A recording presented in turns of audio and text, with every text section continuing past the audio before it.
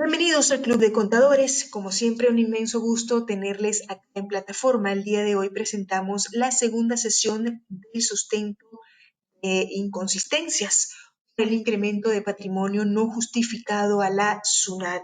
Como bien saben, la doctora Mary Bamón de Quinteros nos ha venido acompañando desde el día de ayer, quien es abogada por la Pontificia Universidad Católica del Perú, además de ser máster en Derecho Tributario y Política Fiscal por la Universidad de Lima.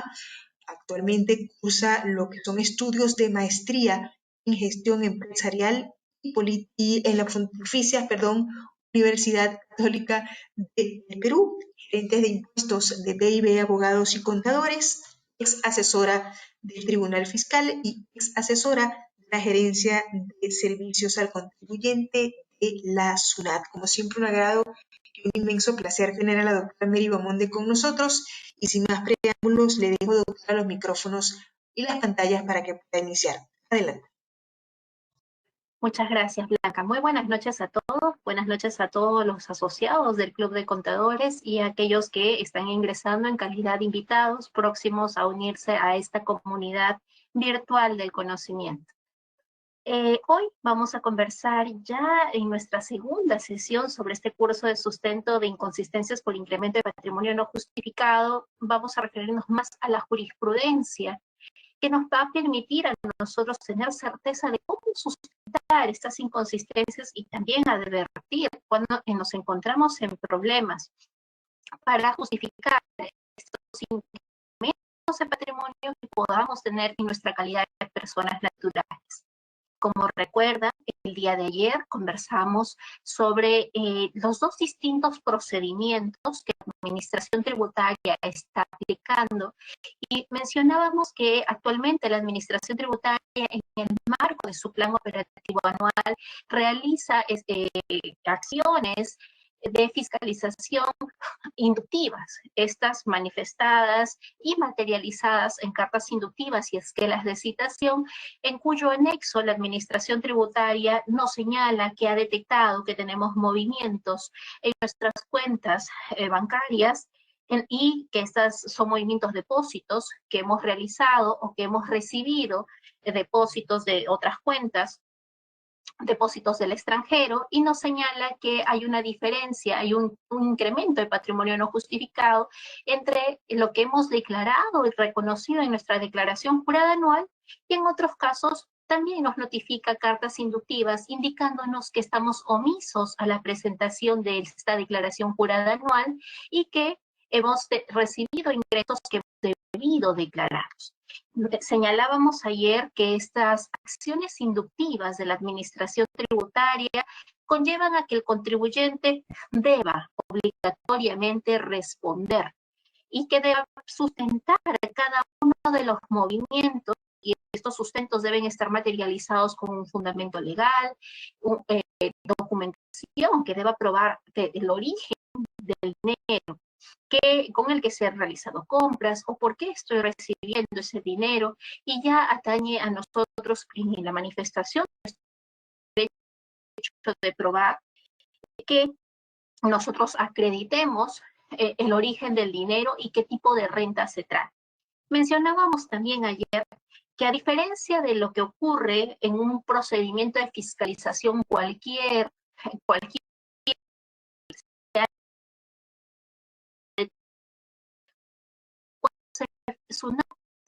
requiere el sustento del patrimonio, del incremento patrimonial que ha tenido este contribuyente. Esta libertad total probatoria del 125 se va a restringir al cumplimiento de la observación de la forma de los documentos que deben sustentar ese incremento de patrimonio no justificado. O justificado, ¿no? En el caso nos dice la Administración Tributaria que si es que hemos recibido donaciones, las donaciones no requieren no están grabadas con el impuesto a la renta, pero nosotros tenemos que acreditar con documento escritura pública en el marco del Código Civil que hemos recibido una donación de dinero, de bienes, de lo que hayamos recibido. Si hemos realizado préstamos, tenemos que sustentar cuál es el origen del dinero que nosotros hemos desembolsado para realizar el préstamo, de dónde tenemos ese dinero, y asimismo también tenemos que acreditar el momento y la oportunidad en la que hemos recibido ese préstamo, ¿no? Y nos condiciona ahora, con la modificación introducida por el Decreto Legislativo 1527, a que prácticamente el sujeto que realiza el préstamo, al deber tener la condición de habido, es que debe ser un sujeto que esté inscrito en el Registro Único de Contribuyentes, ¿no? Y entonces nos establece ciertos medios probatorios de documentación fehaciente de cualquier incremento de patrimonio. Si es que realizamos la venta de un vehículo, por ejemplo, un vehículo usado, no está grabado con el impuesto a la renta. Es un ingreso que lo tenemos sin afecto, pero debemos probar cómo realizamos la venta de ese vehículo, que ese vehículo era de nuestra titularidad y cómo hemos comprado ese vehículo.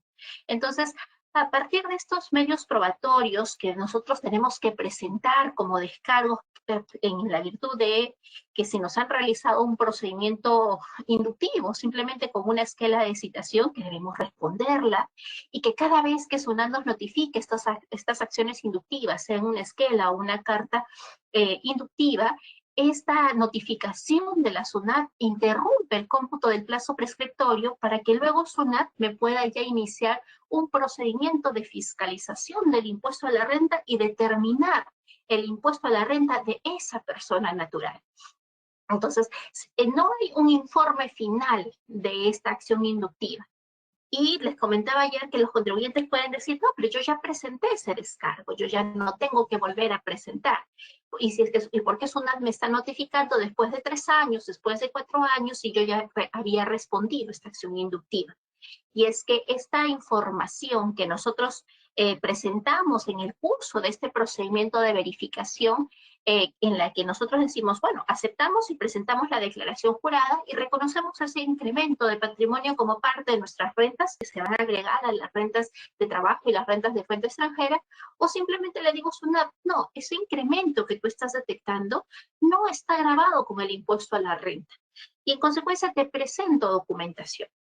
En principio, la presentación de esta documentación me está eximiendo de que me apliquen una sanción por una infracción de no proporcionar la documentación, pero no me exime de que luego la SUNAT pueda determinarme una mayor obligación tributaria o decir, bueno, la documentación que tú me presentaste, solamente me presentaste los estados de cuenta, para mí no son suficientes para sustentar que en verdad ese incremento de patrimonio justificado debía ser gravado con el impuesto a la renta. Entonces, la información la debemos presentar, ¿no? En el marco de estas esquelas de citación, sustentar las inconsistencias, y también mencionábamos de que esta es la falta de presentación de la documentación o la omisión o la presentación, simplemente no presento nada, nunca presento la declaración, va a justificar a la SUNAT que en un posterior procedimiento de fiscalización ya tenga la causal para aplicar esta presunción, porque el incremento de patrimonio no justificado no es otra cosa que una presunción.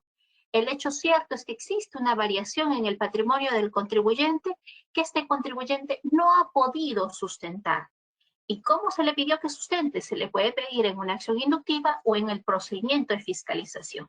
Este puede ser un procedimiento de fiscalización definitiva, un procedimiento de fiscalización parcial. De igual forma, la administración tributaria puede determinar ese incremento y cobrárselo al contribuyente, ¿sí?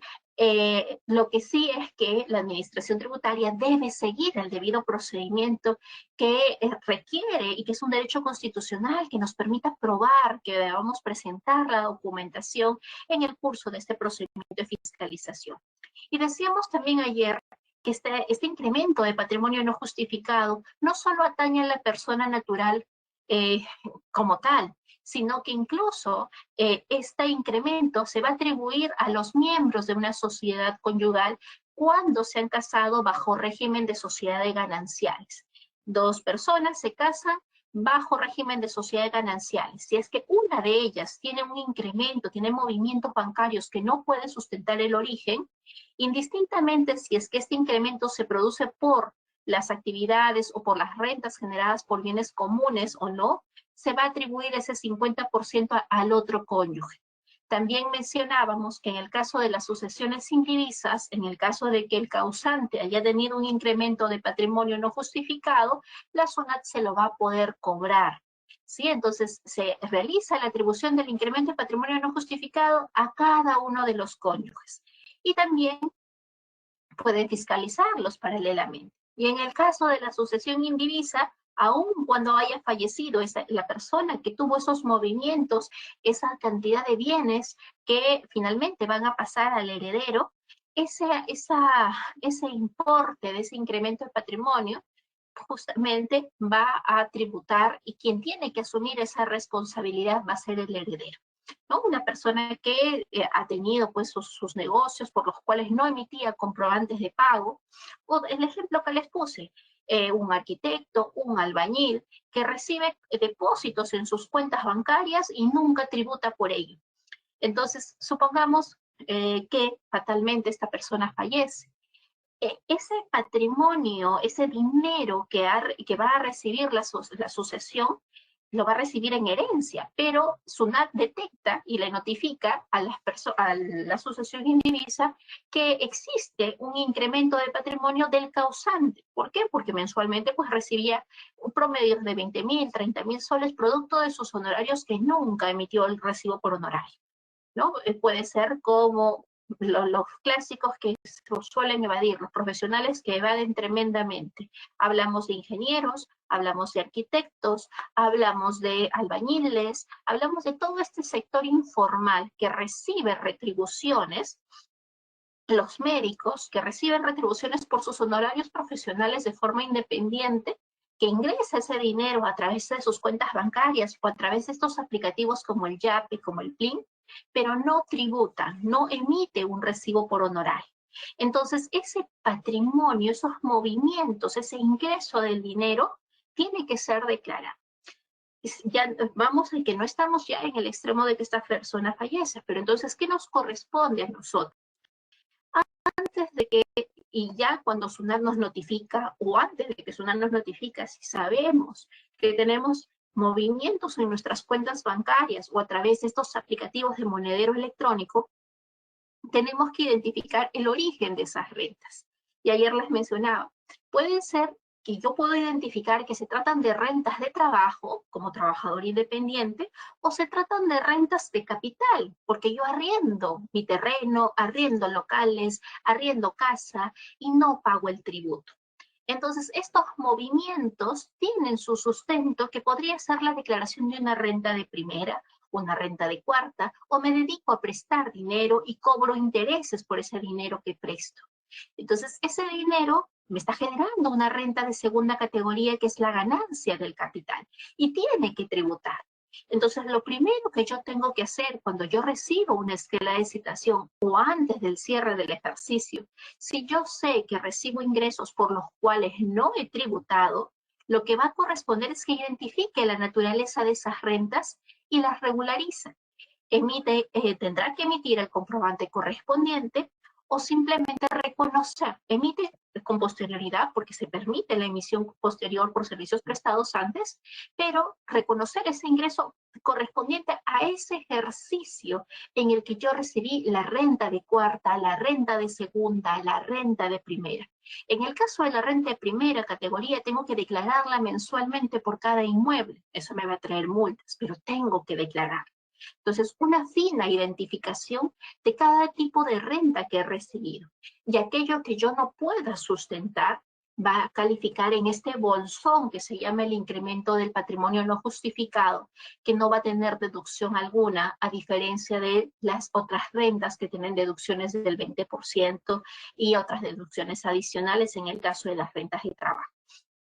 Entonces, SUNAT, ante la verificación no tan solo de los movimientos del ITF, sino los movimientos de ingresos también del exterior, información automáticamente compartida por las administraciones tributarias del exterior, puede verificar y atribuir este incremento de patrimonio no justificado, y SUNAT lo que va a señalar es aplicar o tratar de aplicar este método de balance más consumo, o el método de adquisiciones y desembolsos, de los cuales ya habíamos conversado ayer, y simplemente todo lo que estoy mencionando en este momento es una suerte de resumen para que ustedes puedan comprender la jurisprudencia que les voy a presentar. Entonces, habíamos señalado que este incremento de patrimonio no justificado es porque hay un aumento de bienes, hay un aumento de dinero, un aumento de derechos, un aumento de flujos de dinero y no hay sustento alguno. Incluso se puede tratar de préstamos que la persona puede recibir del banco, préstamos de otras personas naturales y o jurídicas, y que no se pueda sustentar cómo es que la persona que recibió ese préstamo va a poder devolver ese dinero. ¿Por qué? Porque mensualmente no declara ningún tipo de ingresos. Entonces, ese préstamo recibido, aun cuando provenga de una entidad bancaria, va a ser calificado como un incremento de patrimonio no justificado, ¿sí? Puede tratarse incluso de regalos que se puedan recibir. La semana pasada veíamos una noticia que nos llamaba la atención, que una pareja de Huancayo se había casado y había recibido una cantidad de trailers, no sé, no recuerdo si eran 5 o 10 trailers, 10 camiones Mercedes-Benz, y las habían recibido como parte de la boda, juntamente con comida, con tragos y demás. Entonces, lo curioso, bueno, todos buscan huancaínos o huancaínas para casarse para tener una boda tan suntuosa, pero el problema, la bondad, se puede traer un gran problema para esta pareja, porque si es que estos vehículos no fueron entregados con una escritura pública de donación, para la pareja eso ya califica como un incremento de patrimonio no justificado, ¿no? Simplemente si es que adquieren el vehículo, quienes vayan a regalarle, los papás, los tíos, los padrinos, quienes fueran, adquieren el vehículo a nombre de la pareja, sin haber hecho una escritura pública de donación, entonces esa pareja que no tiene forma de poder acreditar cómo es que pudo pagar ese vehículo, todo ese valor de cada uno de esos vehículos va a calificar como incremento de patrimonio no justificado. ¿Por qué? Porque ellos no tuvieron la capacidad para pagar esa cantidad de vehículos. Si es que el vehículo fue comprado por el papá, por la madrina, por quien fuera, el vehículo tiene que ser facturado a nombre de ellos, del papá a la madrina. Y luego quienes regalan tendrán que elevar a una escritura pública esta donación que estarían realizando. ¿Es un regalo de boda? Sí, pero su valor excede el cuarto de la OIT. Si es que regalo cajas de cerveza y estoy en el marco de 1.275 soles, no hay ningún problema, no requiere una escritura pública, pero sí un documento fehaciente. Un documento fehaciente que le regalé ese importe. Entonces, hay que tener cuidado porque, si bien es cierto, esta presunción de la que conversamos es una presunción relativa que me permite probar en contra de esta presunción de que mi patrimonio incrementado no tiene justificación. Estas pruebas tienen que ser pruebas totalmente contundentes en la que intervenga un tercero que me permita acreditar el origen del dinero. Si es que yo compro vehículos, compro casas, compro determinados bienes intangibles, tengo que acreditar que con el dinero que pagué, ya ese dinero tributó, porque percibí una renta que fue declarada. Entonces, el origen importa mucho. Si yo me dedico a prestar dinero, tengo que acreditar de dónde tengo el dinero para haber prestado. Entonces, ese origen de ese dinero puede provenir de una renta gravada, de una renta inafecta. Resulta que recibí una indemnización de mi empleador porque no me pagó mis beneficios laborales. Recibí unos 150.000 soles. Esa indemnización que ordenó el juez laboral que me sea pagada, no tributa porque es una renta inafecta. Y luego yo me dedico a prestar ese dinero. Entonces yo lo que tengo que sustentar es el origen. Bueno, yo tengo un dinero que proviene de una indemnización y que yo lo presto ese dinero. Y me genera una renta de segunda categoría porque cobro intereses.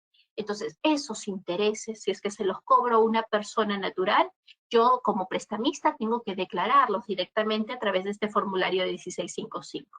Pero si es que yo le cobro los intereses a una persona jurídica, esta persona jurídica tendrá que retenerme la renta de segunda categoría que me está pagando. Y de esa forma yo sustento los ingresos que estoy teniendo. Entonces, siempre identificar el origen del dinero, ya que lo destino, y que en ambas circunstancias acreditar si es que es un ingreso cuyo origen